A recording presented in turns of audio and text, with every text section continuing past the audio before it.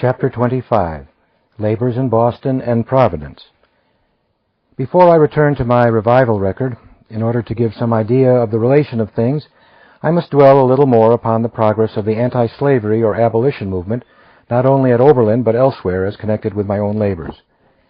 I have spoken of the state of public feeling on this subject all around us, and have mentioned that even the legislature of the state, at that time Democratic, endeavored to find some pretext for repealing our charter because of our anti-slavery sentiments and action. It was first reported on every side of us that we intended to encourage marriage between colored and white students, and even to compel them to intermarry, and that our object was to introduce a universal system of miscegenation. A little fact will illustrate the feeling that existed among many people in the neighborhood. I had occasion to ride out a few miles soon after we came and called upon a farmer on some errand. He looked very sullen and suspicious when he found who I was and from whence I came, and intimated to me that he did not want to have anything to do with the people of Oberlin. That our object was to introduce amalgamation of the races and compel the white and colored students to intermarry, that we also intended to bring about the union of church and state, and that our ideas as projects were altogether revolutionary and abominable. He was quite earnest about this, but the thing was so ridiculous that I knew that if I attempted a serious answer I should laugh him in the face. We had reason at an early day for apprehension that a mob from a neighboring town would come and destroy our buildings, but we had not been here long before circumstances occurred that created a reaction in the public mind.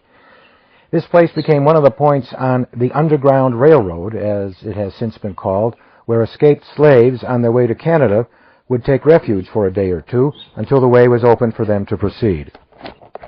Several cases occurred in which these fugitives were pursued by slaveholders, and a hue and cry was raised, not only in this neighborhood, but in the neighboring towns, by their attempting to carry the slaves back into slavery.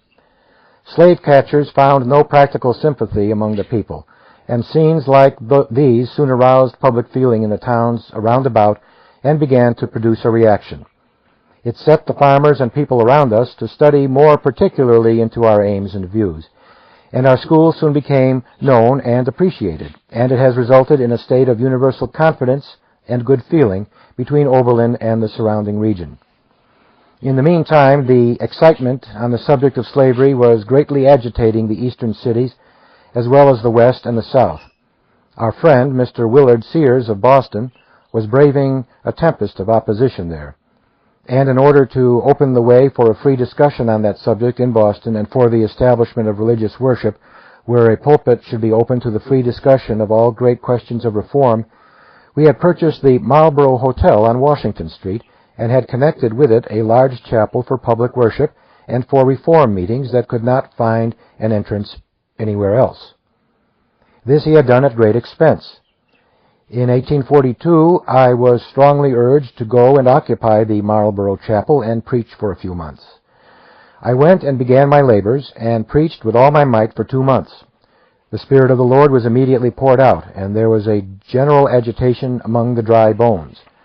I was visited at my room almost constantly during every day of the week by inquirers from all parts of the city, and many were obtaining hopes from day to day. At this time, Elder Knapp, the well-known Baptist revivalist, was laboring in Providence, but under much opposition. He was invited by the Baptist brethren at Boston to come and labor there. He therefore left Providence and came to Boston. At the same time, Mr. Josiah Chapin and many others were insisting very strongly upon my coming and holding meetings in Providence. I felt very much indebted to Mr. Chapin for what he had done for Oberlin and for myself personally. It was a great trial for me to leave Boston at this time. However, after seeing Brother Knapp and informing him of the state of things, I left and went to Providence. This was the time of the great revival in Boston. It prevailed wonderfully, especially among the Baptists and more or less throughout the city.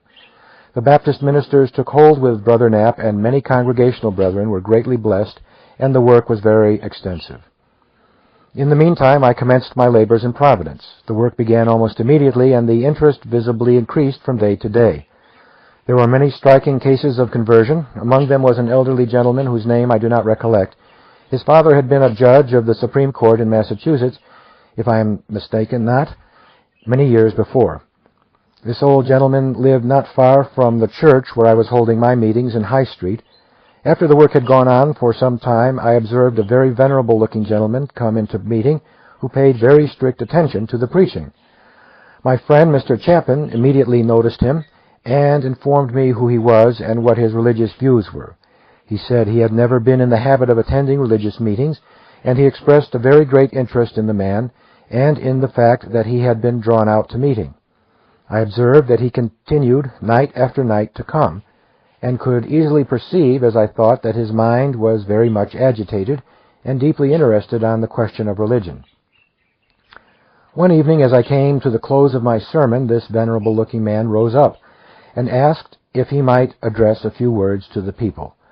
I replied in the affirmative. He then, in substance, said as follows: "My friends and neighbors, you are probably surprised to see me attend these meetings. You have known my skeptical views, and that I have not been in the habit of attending religious meetings for a long time. But hearing of the state of things in this congregation, I came in here, and I wish to have my friends and neighbors know that I believe that the preaching we are hearing from night to night is the gospel. I have altered my mind," said he. "I believe this is the truth and the true way of salvation. I say this," he added, "that you may understand my real motive for coming here, that it is not to criticize and find fault, but to attend to the great question of salvation and encourage others to attend to it." He said this with much emotion and sat down. There was a very large Sabbath school room in the basement of the church.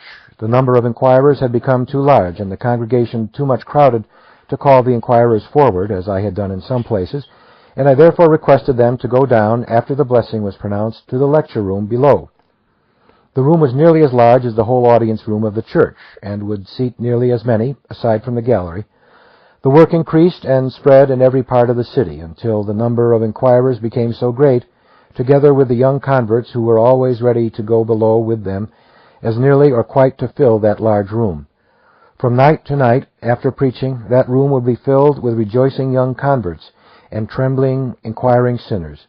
This state of things continued for 2 months.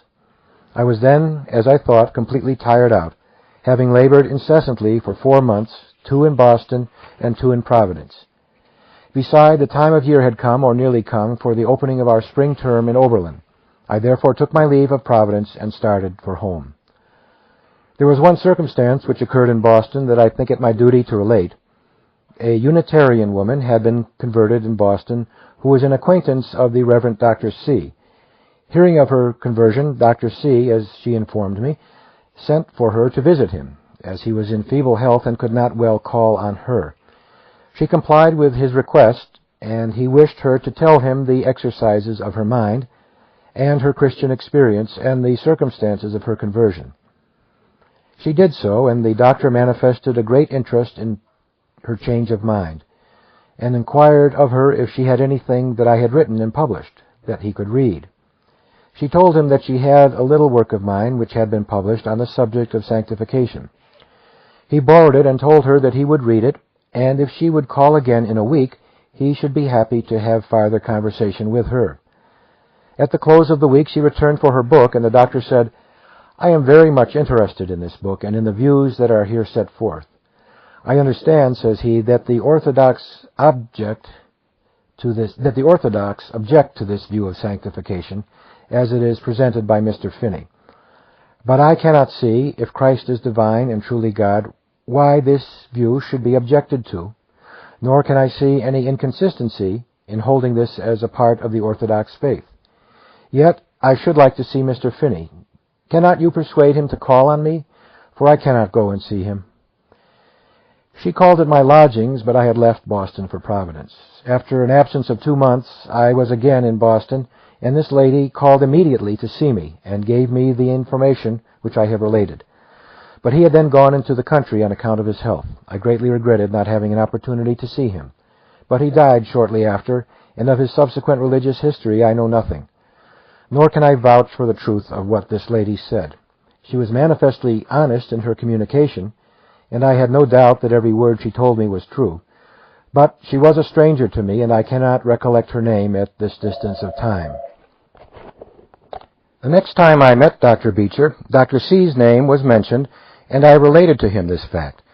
The tears started in his eyes in a moment, and he said, with much emotion, "I guess he has gone to heaven.